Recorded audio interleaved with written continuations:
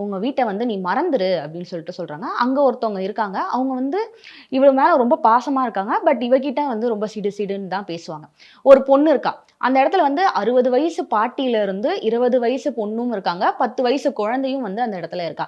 ஒரு 20 வயசு பொண்ணு இருக்கா. எல்லாருக்குமே வந்து அங்க வந்து மொட்டை அடிச்சு தான் இருப்பாங்க. ஆனா அந்த 20 வயசு பொண்ணு மட்டும் தான் லென்த்தா ஹேர் வச்சுட்டு இருப்பா. அதுக்கான ரீசனும் வந்து நான் சொல்றேன். அவ மட்டும் தான் அங்க வந்து லென்த்தான ஹேர் வச்சுட்டு இருப்பா.